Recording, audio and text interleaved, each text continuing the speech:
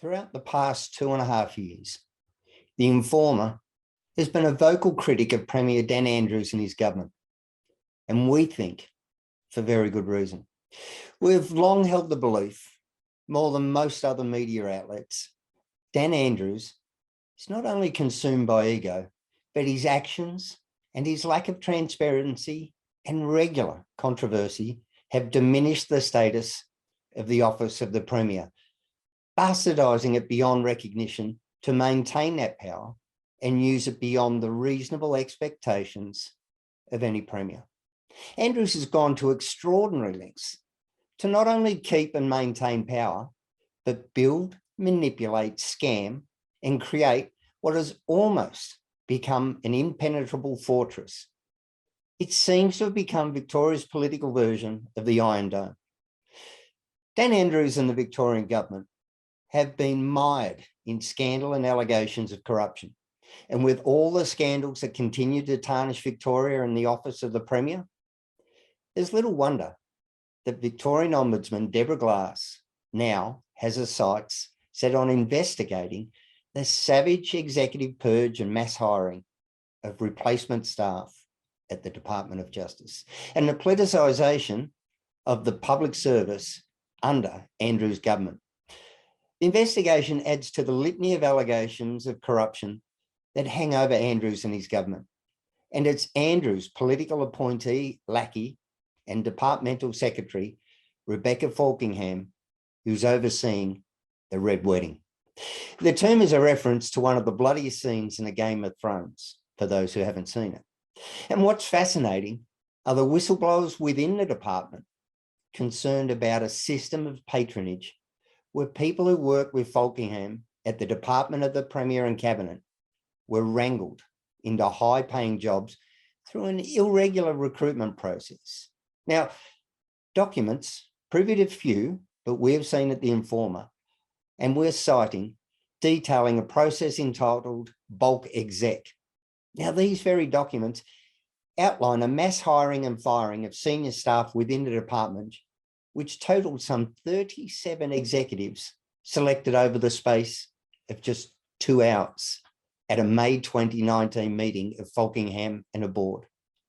And what followed next was a contracting of those executives on salaries of between $170,000 to $370,000 per year. And what's even more disturbing are sources within the department angry at the inexperience of young executives who are nothing more than party apparatchiks, loyal to Andrews, being paid these exorbitant salaries. One source actually said to us, you wouldn't employ them as rice pickers. Now, the apparent employment scam has worked by advertising jobs on a Victorian government careers website, but not on any other public sites that you would think, like Seek or LinkedIn. Applicants were chosen without any input from an executive search provider, which would be the normal process. A senior public servant said to us that the bloodletting was unprecedented and has led to a drain of experience and operational expertise from the department. The turnover of staff didn't come cheap either. It produced a 4.15 million spike in redundancy payments at the department between July 1, 2018 and June 30, 2020. Since Falkingham took over the Department of Justice at the end of 2018, the number of executives has ballooned from 73 to 176, and the wages bill has grown from 792 million to 1.24 billion with a B, our money. Furthermore, the executive gender balance has shifted from almost parity to women holding 2/3 of all positions. So much for gender equity. In 2018, we had the balance right. There were 36 women and 37 men employed in executive positions. In 2021, there were 66 men and 110 women. DOJ's bloodletting began with the most senior ranks of the department.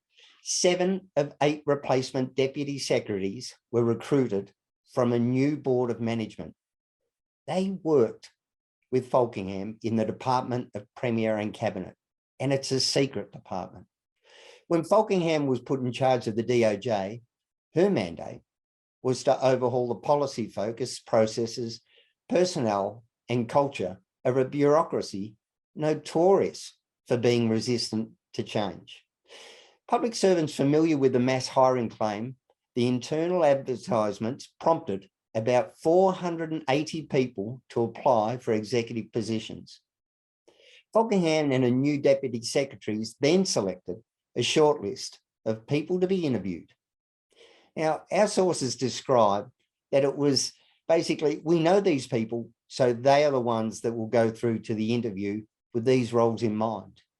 At a boardroom meeting, every executive position to be filled was displayed on a whiteboard, while the names of candidates preferred by Falkingham and her deputy secretaries were written on post-it notes. And within 2 hours, each name was matched to a job. The best interview score didn't guarantee you a job if you were out of favour with the new regime. Those made redundant include a senior lawyer with over 22 years experience, a criminal justice expert with 20 years experience, and a bureaucrat who had been with the department for 17 years and just started a new 5-year contract.